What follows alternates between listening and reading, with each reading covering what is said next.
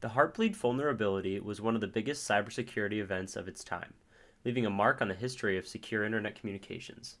This case study dives into what happened, why it happened, and what lessons we can learn from it. So just a quick disclaimer, this is an educational case study based on publicly available details.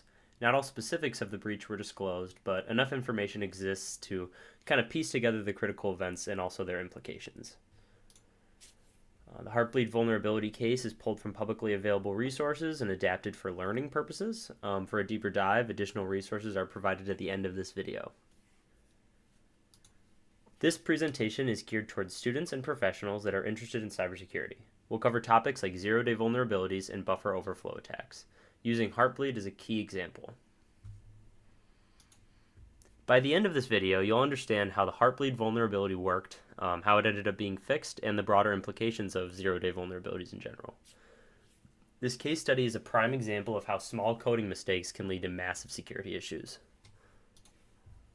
Heartbleed was a critical flaw in OpenSSL, a tool that was widely used for securing internet communications.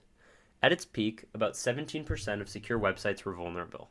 The bug was simple to exploit, but it caused far-reaching damage due to the scope of it. So the bug was independently discovered by Neil Mehta, I hope I'm saying that right, from Google, and the Finnish cybersecurity firm Codenomicon. Their findings were made public on April 7, 2014, and this led to widespread awareness and also some urgent fixes. The vulnerability came from the SSL Heartbeat feature, which was designed to maintain secure communication efficiently. Ironically, those keeping their security systems updated to the latest version of OpenSSL, who were trying to do the right thing, were the ones that were affected. So the Heartbeat feature was meant to check if a connection was still alive without renegotiating it. Unfortunately, it also left a wide door open for attackers to extract sensitive data, as you can see in this kind of diagram we have here. Vulnerability details. So the problem stemmed from a missing bounds check. The server did not confirm whether the length of data it received matched the length requested.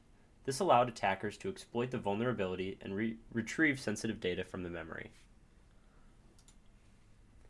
So the vulnerability lays in this line of code here. This allocated memory without checking the validity of the payload size. Attackers could manipulate this process to access memory beyond what it was intended, which exposed critical data. So the exploitation was pretty straightforward. The attackers sent oversized heartbeat requests to the server, which responded with up to 64 KB of memory. Repeated attempts could yield sensitive data like passwords, session tokens, and even private keys for SSL encryption. In essence, Heartbleed was caused by a missing length check in the TLS Heartbeat extension. Attackers couldn't control what data they retrieved, but with persistence, they could gather enough information in order to compromise the system. So the vulnerability, tracked as CVE 2014-0160, was publicly disclosed along with the tools to demonstrate the attack. This urgency forced organizations to patch their systems quickly or risk significant exposure.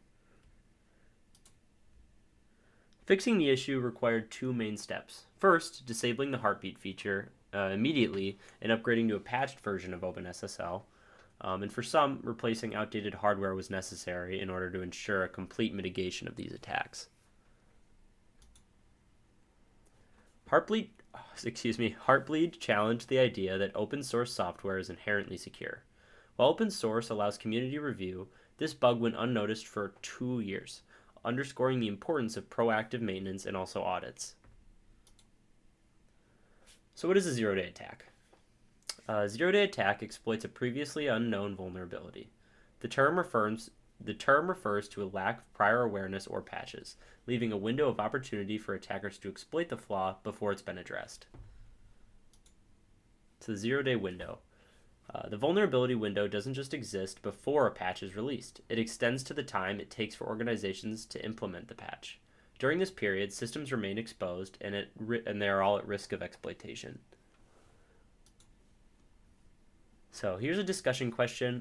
What we do is we recommend that you guys pause the video and discuss this with a colleague, yourself, just take a moment to think about it, or maybe your schoolmates. So what are zero-day vulnerabilities and how do they create risks? Reflect on how flaws like Heartbleed can be exploited and consider real-world examples that can kind of demonstrate their impact. The following diagram shows the OpenSSL Heartbleed attack. This line of code was the one that failed to validate the input size. What is the problem of the above code which may cause buffer overflow issue?